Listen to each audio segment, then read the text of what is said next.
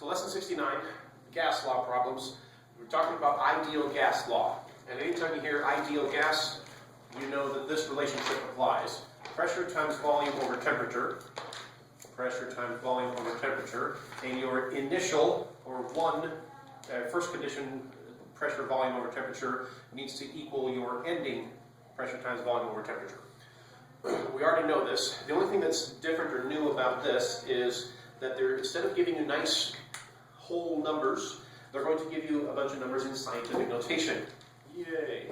And so that being the case, what I think is the best way to do this is like this. And you'll notice even example 69.1, it even says it's got a quantity of ideal gas, blah, blah, blah, blah, blah, and it says at the end, begin by solving the equation for T2, because it's going to ask for the final temperature.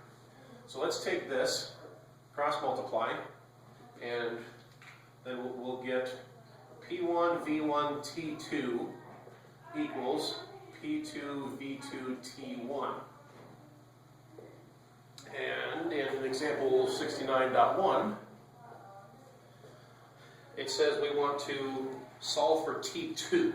So if I solve for T2, T2 is going to be P2 V2 T1 divided by P1 V1. And the reason for doing that is so that the problem will start looking like this. Let me leave this off for a second. Looking at the example problem, our final pressure is 0.0004 final pressure, make sure I read this correctly, there we go, times 10 to the 15 atmospheres for pressure. Our final volume is 0.015 times 10 to the minus 14 centimeters cubed. Our initial temperature, got to read it carefully here, our initial temperature is 700 times 10 to the 4 Kelvin over initial pressure, which is 40 times 10 to the 4 atmospheres, and our initial volume, which is 0.0003 times 10 to the minus 6 centimeters cubed. So now what we have here is we have something that looks like these scientific notation simplification problems that you've been doing some practice on recently. Now, speaking of scientific notation, you know that your answer needs to be in proper form for standards for scientific notation, which means a number between 0 and 10, so that you have a digit 1 through 9 in front of a decimal, and then any other digits are past the decimal times 10 to some power. That's how your answer needs to be. But while you're working the problem, in my opinion, it's easier to do a couple things. First of all, let's take this, and you don't have to do it this way, but I strongly recommend this. Take each decimal number here and simplify it to however many non-zero digits there are. So let's make this 4 to the 1, 2, 3, 4 to the negative times 10 to the minus 4, and then put the 10 to the 15. I know this is more writing. I have found that taking an extra step and writing this extra bit here, instead of trying to convert 0.0004 times 10 to the 15 into 4 times 10 to the 11, if you have any trouble remembering, do you add or subtract and which way do you go, I like doing it this way. It makes it easier for me. So when I show you these problems, I'm going to do it this way. If you can do it the other way, you may. Now this one here, we've got 0.015. What I'm going to do is I'm going to treat this as a 15, which is okay in the middle of my problem here, as long as I don't leave my answer that way. So I'm going to make this 15 times 10 to the minus 3, and then times 10 to the minus 14. And this one here, I'm going to make 7 times 10 squared times 10 to the 4th. Over, I'm going to do the same thing on the bottom. 4 times 10 to the 1 times 10 to the 4.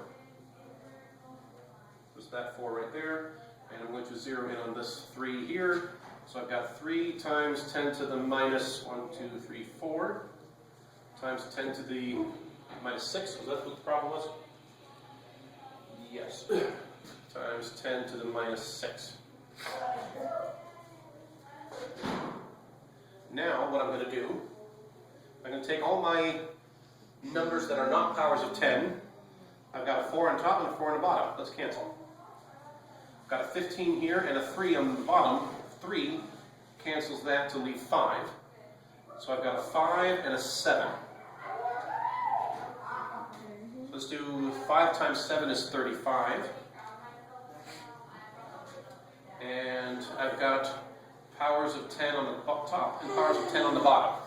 So here's where I would grab my calculator, or you can do it in your head, either way. And I'm going to do negative 4 plus 15 minus 3 minus 14 plus 2 plus 4. You can cancel out. Yeah, you can think of it that way too. 10 to the minus 4 is going to cancel out 10 to the 4. So we've got 15. And on the bottom. That works. You can do it that way too. I'm going to do it this way. Alright, so 15 minus 3 minus 14 plus 2 is going to be 10 to the 0 power. Now on the bottom we've got 1 plus 4 minus 4. Those are going to cancel. So 1 and a negative 6, that's going to be negative 5. Let's dot for times. And so now I've got 35 times 10 to the, if I move this up to the top, it's going to be a positive 5. Plus 0 is 5. And I'm practically done. But remember, my answer needs to be in proper scientific notation. I can't leave this as 35. I have to make this as 3.5.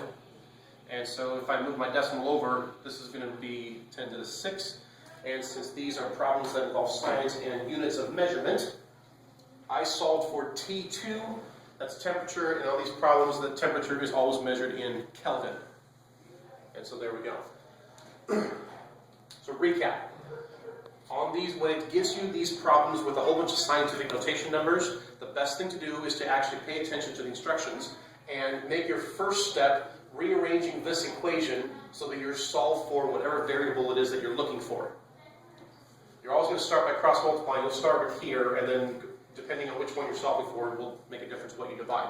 Once you know what variable goes where, set it up and plug in the numbers.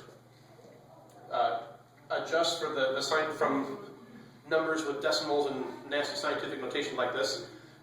Cancel what you can, reduce, and finish off like this. And then make sure that your answer is in proper scientific notation form, and don't forget the units. So no new concept, it's just more complicated looking numbers on the same concept and same equation, same type of problems that you've done before. You just haven't done them in this as a word problem with ideal gas. And that is lesson 69.